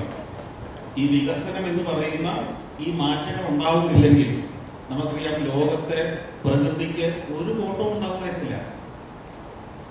നമ്മൾ ഒരു 5000 വർഷം മുമ്പ് ഉണ്ടായിരുന്ന പ്രകൃതിയല്ല ഇന്ന് എന്നതിന്റെ കാരണം തന്നെ എന്താ? മനുഷ്യന്റെ ആവശ്യങ്ങൾ കൂടി. ഈ ആവശ്യങ്ങൾക്ക് വേണ്ടി പ്രകൃതിയിൽ നിന്ന് വിഭവങ്ങൾ എടുക്കാൻ തുടങ്ങി, അല്ലെങ്കിൽ പ്രകൃതിയിൽ നിന്നെടുത്ത വിഭവങ്ങളെ രൂപാന്തരപ്പെടുത്തി നമ്മൾ ഉപയോഗിക്കാൻ തുടങ്ങി. പെട്രോളിയം പോലുള്ള കുഴിച്ചെടുത്ത് അതിനെ കത്തിക്കേണ്ട ആവശ്യം വരുന്നു. ഇതൊക്കെയാണ് പ്രകൃതിയെ നശിപ്പിക്കുന്നത്. അപ്പൊ അവിടെ നമുക്ക് ഉത്തരവാദിത്വമുണ്ട്. ഈ ചോദ്യം ചോദിക്കുന്ന ആൾക്ക് ഉത്തരം പറയുന്ന ആൾക്ക് ഉത്തരവാദിത്വമുണ്ട്. പ്രകൃതിയെ ഏറ്റവും കുറച്ച് ചൂഷണം ചെയ്യുക എന്ന് ലോകത്തിലെ 800 കോടി ജനങ്ങൾ തീരുമാനിച്ചാൽ, ഞാൻ അല്ലെങ്കിൽ അടുത്ത ഒരു വർഷം ഞാൻ 20% കുറച്ച് പ്രകൃതിയെ ചൂഷണം ചെയ്യുന്ന സാധനം ഉപയോഗിക്കുമെന്ന് ഞാൻ തീരുമാനിച്ചാൽ, അതുപോലെ ഈ കേരളത്തിലെ 3.5 കോടി ജനങ്ങൾ തീരുമാനിച്ചാൽ അത്രയും ക്വാണ്ടിറ്റി കുറയും. ആവശ്യത്തിലധികം നമ്മൾ കെട്ടിടം പണിയാതിരിക്കാൻ നമ്മൾ സ്വയം തീരുമാനിക്കണം. അല്ലെങ്കിൽ ഗവൺമെന്റുകൾ നിയമം കൊണ്ടുവരണം. 4 പേരുള്ള ഒരു കുടുംബത്തിൽ ഇത്ര സ്ക്വയർ ഫീറ്റ് കെട്ടിടമേ പാടുള്ളൂ. വ്യവസായശാലകൾ നമ്മൾ കേരളത്തിൽ വലിയ തോതിൽ ഉണ്ടാവുന്നില്ല, പക്ഷെ കൊമേഴ്ഷ്യൽ സ്ഥാപനം ഉണ്ടാവുന്നുണ്ട്. അതിനെ നിലവിലുള്ളതിനെ എങ്ങനെ നമുക്ക് റിനോവേറ്റ് ചെയ്ത് ഉപയോഗിക്കാൻ കഴിയും, പുനരുപയോഗിക്കാൻ കഴിയും, അതിനെ തന്നെ അതിന്റെ തകർത്ത് കളയുന്ന ഭാഗങ്ങളെ നമുക്ക് എങ്ങനെ വീണ്ടും ഉപയോഗിക്കാൻ കഴിയും. ഇങ്ങനെ വ്യത്യസ്തമായ ചിന്തകൾ കൂടി അത് സാധ്യമാവുള്ളൂ. പിന്നെ രണ്ടാമത്, ഈ പഠനത്തിന് ശേഷം നമ്മുടെ പ്രകൃതിയെയും നമ്മുടെ പ്രകൃതി സൗന്ദര്യത്തെയും നമ്മുടെ കാലാവസ്ഥയും ഒക്കെ ഹനിക്കുന്ന മട്ടിലുള്ള ഖനന പ്രവർത്തനങ്ങൾക്ക് തടസ്സം ഇടേണ്ടത് തന്നെയുണ്ട്. ഗവൺമെന്റ് നിയന്ത്രണങ്ങൾ കൊണ്ടുവരണം. എന്നാൽ ഇത് ബാധിക്കാത്ത സ്ഥലങ്ങളിൽ ഖനനം നടത്താനുള്ള സാധ്യതകൾ കണ്ടെത്തണം. കൂടുതൽ ആഴത്തിൽ, കൂടുതൽ വിസ്തൃതിയിൽ ആ പ്രദേശത്ത് നിന്ന് ഖനനം നടത്തി നമുക്ക് സാധനങ്ങൾ എടുക്കേണ്ടതുണ്ട്. കൂടാതെ ഇതിന് പകരമുള്ള മെറ്റീരിയൽ എന്തെങ്കിലും ഉണ്ടോ എന്ന് നമ്മൾ ചിന്തിക്കണം. കെട്ടിട നിർമ്മാണത്തിന് ഈ പറഞ്ഞ പരമ്പരാഗത രീതി വിട്ട് നമുക്ക് എന്തൊക്കെ ചെയ്യാൻ കഴിയും എന്ന് ചിന്തിക്കണം. അപ്പൊ അങ്ങനെ ഒരൊറ്റ ഉത്തരം കൊണ്ട് ഈ പ്രശ്നത്തിന് പരിഹാരം ഉണ്ടാവില്ല. പലവിധ രീതിയിലുള്ള പ്രവർത്തനത്തിലേക്ക് നമ്മൾ മാറേണ്ടി വരും. ഒറ്റ ഉത്തരം ഉണ്ടായിരുന്നെങ്കിൽ ലോകത്തിലെ ഏതെങ്കിലും ഒരു രാജ്യം അതുകൊണ്ട് നടപ്പാക്കിയതേ. അതില്ല. അപ്പൊ നമ്മളെല്ലാവരും ഇത് റെസ്പോൺസിബിൾ ആയ ആളുകളാണ്. അദ്ദേഹം പറഞ്ഞതുപോലെ വീട്ടിലൊരു കക്കൂസെങ്കിലും പണിതയാളും ഈ പ്രകൃതി ചൂഷണത്തിന്റെ ഒരു ഉപഭോക്താവാണ്. അയാളും ഇതിന്റെ പ്രതിയാണ്. ഞാൻ എന്റെ വീട് പണിയുമ്പോൾ കല്ല് പൊട്ടിക്കുന്നതിന് ഒരു പ്രശ്നവും കാണില്ല. പക്ഷേ മറ്റെവിടെയെങ്കിലും കല്ല് പൊട്ടിക്കുമ്പോൾ നമുക്കത് പ്രശ്നമാകുന്നത് നമ്മൾ ഉൾപ്പെടെയുള്ള സമൂഹം ഇതിന്റെ ഭാഗമാണെന്നുള്ളതുകൊണ്ടാണ്. എന്റെ ആവശ്യങ്ങൾക്ക് വേണ്ടി ഞാൻ കെട്ടിടം പണിയും, എത്ര വേണമെങ്കിലും പണിയും, മറ്റുള്ളവർക്ക് പണിയെന്ന് നമുക്ക് പറയാൻ പറ്റില്ല. അതുകൊണ്ട് തന്നെ നമ്മളെല്ലാവരും, കേരളത്തിലെ 3.5 കോടി ജനങ്ങളും പ്രകൃതിയെ ചൂഷണം ചൂഷണം ചെയ്തെടുക്കുന്ന ഉൽപ്പന്നങ്ങൾ ഒരു 10% കുറയ്ക്കുമെന്നൊരു തീരുമാനമെടുത്താൽ കേരളത്തിന്റെ 10% പ്രകൃതി സംരക്ഷിക്കാൻ കഴിയുന്നു കൂടുതലായി. നമസ്കാരം സാർ, എൻ്റെ പേര് ഫിലിപ്പ്, ഞാൻ കുട്ടനാട്ടിൽ നിന്നാണ് വരുന്നത്. സാർ തന്നെ നമ്മുടെ മെയിൻ്റനൻസിനെ കുറിച്ച് പറഞ്ഞ ഒരു പ്രസിദ്ധമായ വൈറലായ വാക്കുണ്ട്. നമ്മൾ എല്ലാവരും കക്കൂസ് പണിയുന്നവരാണ്, പക്ഷേ കക്കൂസ് കഴുകാറില്ല എന്നുള്ള കാര്യം. ഞാൻ കുട്ടനാട്ടിൽ നിന്ന് വരുമ്പോൾ തന്നെ ഞങ്ങളുടെ കുട്ടനാട്ടിൽ എടുത്തു പറയത്തക്ക ഒരു നിർമ്മിതി എന്ന് പറയുന്നത് കൈനകരിയിൽ ഒരു ഹൗസ് ബോട്ട് ടെർമിനൽ ഉണ്ടായിരുന്നു. അത് 6 വർഷം മുമ്പ് പണി കഴിപ്പിച്ച ഒരു നിർമ്മിതിയാണ്. വളരെയധികം പേര് അവിടെ വരുന്നുണ്ട്. എന്നാൽ ഈ 6 വർഷത്തിനിടയ്ക്ക് അവിടെ ഇതുവരെ പെയിന്റ് ചെയ്തിട്ടില്ല. അതിന്റെ ആ ചുറ്റുപാടുമുള്ള റെയിലിങ്സ് എല്ലാം തുരുമ്പിച്ച് നശിക്കാറായിരിക്കുന്നു. സാറ് പറഞ്ഞതുപോലെ എങ്ങനെ നമുക്കിത് മെയിൻറ്റെയിൻ ചെയ്യാം? നമ്മൾ ആരാണ് ഇതിന്റെ മാനേജ്മെന്റ്, ആരാണ് ഇതിന്റെ ഉത്തരവാദി? ഇത് പണിയുമ്പോൾ ചിലപ്പോൾ MLA ഫണ്ടിൽ നിന്നോ MP ഫണ്ടിൽ നിന്നോ പണിത് കഴിയും, പക്ഷെ ഇത് ആരാണ് മെയിൻറ്റെയിൻ ചെയ്യുന്നത്? ആർക്കാണ് ഇതിന്റെ ഉത്തരവാദിത്വം? എങ്ങനെ നമുക്കത് സിസ്റ്റമാറ്റിക് ആയിട്ട് ചെയ്യാൻ കഴിയും? അതുപോലെ തന്നെ നമ്മുടെ ഹോസ്പിറ്റലുകളും മറ്റ് സർക്കാർ കെട്ടിടങ്ങളും ഒക്കെ പണിയുന്ന സമയത്ത് പെയിന്റ് ചെയ്യും, പിന്നെ പെയിന്റ് ചെയ്യാറില്ല. അതൊക്കെ എങ്ങനെ നമുക്ക് ഒരു ഇതുപോലുള്ള പ്ലാറ്റ്ഫോമുകളെ ഉൾപ്പെടുത്തിക്കൊണ്ട് നമുക്ക് അത് ഇംപ്രൂവ് ചെയ്യാൻ സാധിക്കും എന്നുള്ളതാണ് എന്റെ ചോദ്യം. അതിന് ആ പ്രദേശത്തെ ജനങ്ങളുടെ സഹകരണത്തോടെ ഞാൻ നേരത്തെ പറഞ്ഞതുപോലെ കോപ്പറേറ്റീവായ ഒരു മുന്നേറ്റം കൊണ്ട് കോപ്പറേറ്റീവ് സൊസൈറ്റികളോ മറ്റോ അതിൻ്റെ അഡ്മിനിസ്ട്രേറ്റീവ് ചുമതല ഏറ്റെടുക്കുക. അതിൻ്റെ ആ ടെർമിനലിൽ വന്നെടുക്കുന്ന ബോട്ടുകളിൽ നിന്ന് ഫീസ് പിരിക്കുന്നതിനുള്ള ചുമതലയും അവർക്ക് കൊടുക്കുക. അവർ ആ പ്രദേശത്തെ പഞ്ചായത്ത് അല്ലെങ്കിൽ അവിടുത്തെ ഏതെങ്കിലും സഹകരണ സംഘം അതിൻ്റെ മെയിൻ്റനൻസും ചുമതല വഹിക്കുക. അതല്ലാതെ പെട്ടെന്ന് അതിനൊരു സൊല്യൂഷൻ ഉണ്ടാവില്ല. മറ്റു പല രാജ്യങ്ങളിലും ടൂറിസം ഡിപ്പാർട്ട്മെന്റിന്റെ ഒക്കെ ചുമതലയിലാണെങ്കിൽ അതിന് താഴത്തെ തട്ടുവരെ അതിനൊരു ഭരണ സംവിധാനം ഉണ്ടാവും. നമുക്ക് എല്ലാ പഞ്ചായത്തിലും അത്തരത്തിലുള്ള ഒരു സംവിധാനം ടൂറിസം ഡിപ്പാർട്ട്മെന്റിലില്ല. അത് തന്നെയുമല്ല, നമ്മുടെ ഒരു ഭരണ സംവിധാനത്തിലെ പല പോരായ്മകളുടെയും ഭാഗമായി ഈ നിർമ്മിച്ച സാധനങ്ങളെ മെയിൻറ്റെയിൻ ചെയ്യുക എന്നുള്ളത് എനിക്ക് തോന്നുന്നത് നമ്മുടെ ആ ഒരു ചട്ടങ്ങളിൽ പോലും ഇല്ലെന്ന് എനിക്ക് തോന്നുന്നത്. മെയിൻ്റനൻസ് എന്ന് പറയുന്നതിനെ കുറിച്ച് ആരും ബോധേഡല്ല. ശരിക്കും ഒരു 2 വർഷം പുതിയ ഒന്നും നിർമ്മിക്കാതെ ഉണ്ടാക്കിയതിനെയെല്ലാം ഒന്ന് മെയിൻ്റനൻസ് നടത്തുകയും ഒന്ന് പുനരുജ്ജീവിപ്പിക്കുകയും ചെയ്യുന്ന പ്രവർത്തനം മാത്രം മന്ത്രിമാരും MP-മാരും ശ്രമിച്ചാൽ ഇന്ത്യയിലെ ബഹുഭൂരിപക്ഷം ഫെസിലിറ്റികളും പഴയതിനേക്കാൾ ഗംഭീരമാകും. കാരണം നമുക്കറിയാം, ബസ് സ്റ്റാൻഡുകൾ മുതൽ ബസ് ഷെൽട്ടറുകൾ മുതൽ വിമാനത്താവളങ്ങൾ വരെയുള്ള ഭാഗങ്ങളിലെ മെയിൻ്റനൻസിന്റെ പോരായ്മ പലപ്പോഴും ഉണ്ട്. ഈ കഴിഞ്ഞ ദിവസങ്ങളിൽ ഉരുണ്ടുചാടിയതൊക്കെ നമ്മൾ വാർത്ത വായിച്ചല്ലോ. വിമാനത്താവളങ്ങളല്ല, ബസ് ഷെൽട്ടറുകളല്ല. അപ്പോ ഈ മെയിൻ്റനൻസ് എന്ന് പറയുന്നത്, നവീകരണം എന്ന് പറയുന്നതിന് നമ്മൾ കൂടുതൽ ശ്രദ്ധ കൊടുക്കണം. MLA-മാരും MP-മാരും ആ ഫണ്ടിന് നവീകരണത്തിന് വേണ്ടി ഉപയോഗിച്ചാലും തെറ്റില്ലെന്ന് എന്റെ അഭിപ്രായം. ഹായ് സർ, മൈസർ ഗുലാം എന്നാണ് പേര്, മലപ്പുറം സ്ഥലം.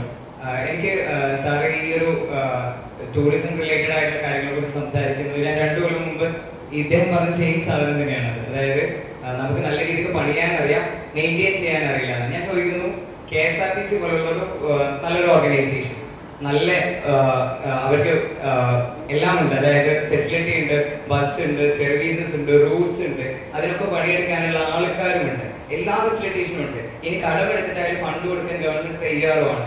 എന്നിട്ട് എന്തുകൊണ്ട് ഇതൊരു പ്രോഫിറ്റബിൾ ആക്കിയിട്ട് കൊണ്ടുപോകാൻ നമ്മളെ ആരെ കൊണ്ട് പറ്റുന്നില്ല? ഒരുപാട് പേര് മാറി മാറി വന്നു, പല ട്രയലും നടത്തി, എന്തുകൊണ്ട് ഇതൊരു പ്രോഫിറ്റബിൾ ആയിട്ട് നടത്താൻ പറ്റുന്നില്ല? രണ്ടാമത്തെ ഒരു കാര്യം, നമ്മുടെ മുല്ലപ്പെരിയാർ എല്ലാവർക്കും അറിയാം, മെയിൻ്റെനൻ ടൈം ഏകദേശം കഴിഞ്ഞു. ഈ മെയിൻ്റനൻസിന്റെ ഭാഗമായിട്ട് പറഞ്ഞു നമ്മളൊരു റിസ്ക് മെയിൻ്റനൻസിലുള്ള സാധനമാണ്. അതിന്റെ മെയിൻ്റനൻസിനെ കുറിച്ചുള്ള അപ്ഡേഷൻസിൽ എന്തെങ്കിലും ഇപ്പോൾ ഒരു ടൂറിസമായിട്ട് റിലേറ്റ് ചെയ്യുന്ന ആളുകൾ സാറിന് അറിയാണെങ്കിൽ അത് ഷെയർ ചെയ്യുന്നത് നന്നാവും. Thank you. ഈ ചോദ്യങ്ങൾ ഓരോന്നോരോന്ന് കേട്ടു വരുമ്പോ ഇതിന്റെ എല്ലാ ഉത്തരവാദിത്വം ഞാനാണെന്ന് എനിക്ക് തോന്നുന്നു. കക്കൂസ് കഴുകാത്തത്, KSRTC വൃത്തിയാക്കാത്തത്,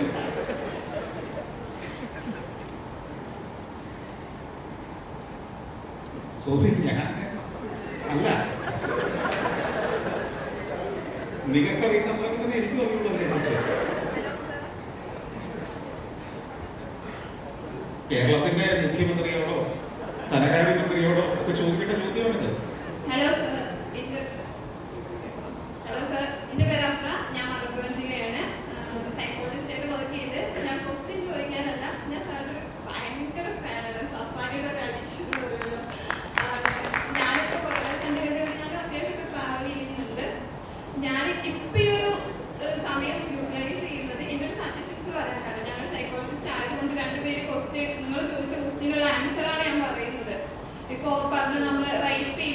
അടുത്ത് ഇന്നലെ ഞാനാണ് ഒരു വയോധികയെ ഒരു പയ്യനെ റേപ്പ് ചെയ്തത്.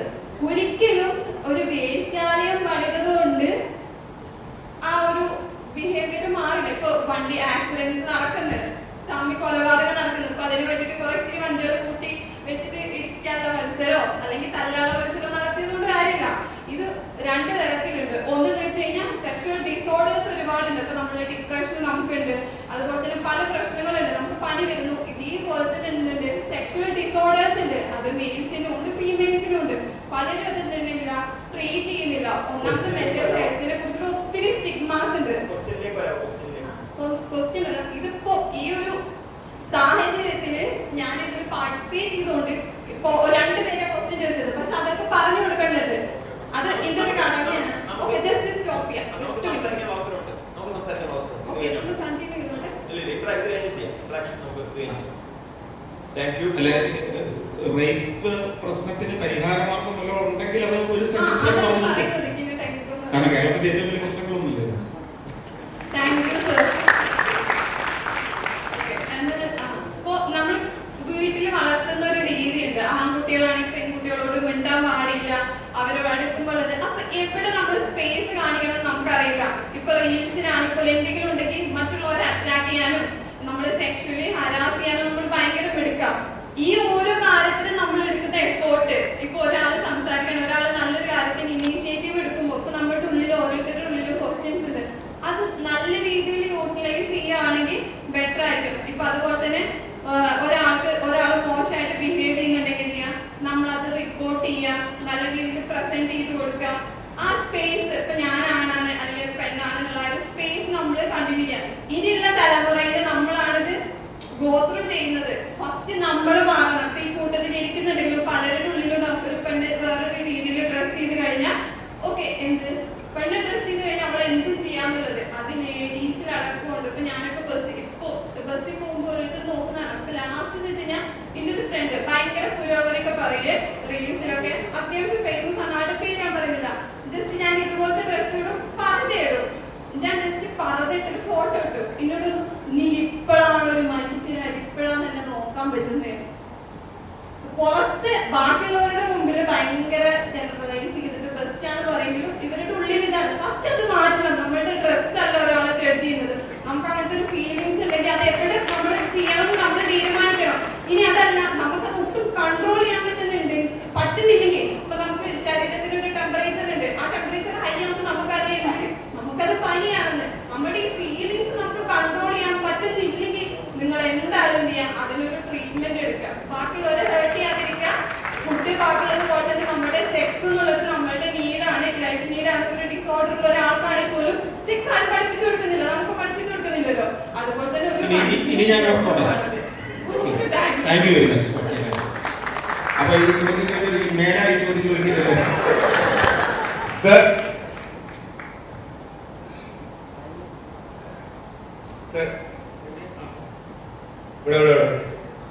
എന്റെ പേര് റാബിത്ത്, ഞാൻ കോഴിക്കോട് നിന്നാണ് വരുന്നത്.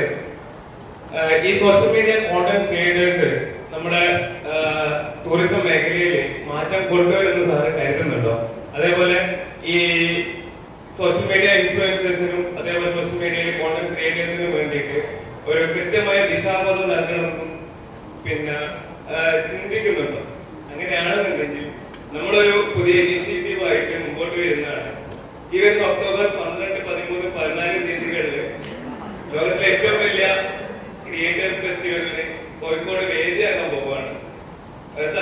Creators for a sustainable tomorrow എന്ന് പറയുന്ന ഒരു ആശയമായിട്ട് ഈ വരുന്ന ഒക്ടോബറിൽ നമ്മളൊരു കോണ്ടന്റ് ക്രിയേറ്റേഴ്സിന് വേണ്ടിയിട്ട് ഒരു സമ്മിറ്റ് പ്ലാൻ ചെയ്യുന്നുണ്ട്. ഇവിടെ പങ്കെടുത്ത എല്ലാ ആൾക്കാരെയും അതിൽ ഇൻവൈറ്റ് ചെയ്യും. പേഴ്സണലി സാറിന്റെ ഒരു അപ്പോയിന്റ്മെന്റ് കിട്ടുകയാണെന്നുണ്ടെങ്കിൽ കൂടുതൽ സംസാരിക്കുകയും കൂടി ചെയ്യാമെന്നുള്ള ഒരു അഭ്യർത്ഥനയായിട്ടാണ് നമ്മളിന്ന് ഈ വേദിയിൽ എത്തിയത്. ശരി, ഏത് പരിപാടിക്കും ഇടയ്ക്ക് പരസ്യത്തിന്റെ ഇടവേള ഉണ്ടാവും.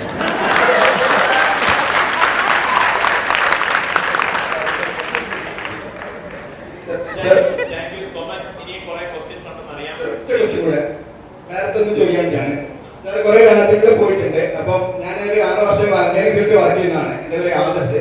സോ ജസ്റ്റ് സാറിന് തോട്ട് അറിയാൻ വേണ്ടി ഞാൻ നമ്മുടെ ഇന്ത്യയിൽ അല്ലെങ്കിൽ കേരളത്തിലെ വളണ്ടിയറിംഗ് ഓപ്പർച്യൂണിറ്റീസും സാർ കണ്ടിട്ടുള്ള പുറത്തുള്ള രാജ്യങ്ങളിലുള്ള വളണ്ടിയറിംഗ് കൾച്ചറും നമുക്ക് എന്തുകൊണ്ടാണ് ഇന്ത്യയിൽ വളരെ കൾച്ചർ നല്ല പാവാത്തതിനെ പറ്റി എന്താണ് എനിക്ക് ക്ലിയർ ചെയ്ത എന്തോ സർ ഒരു ക്ലിയർ ആണോ? Volunteering culture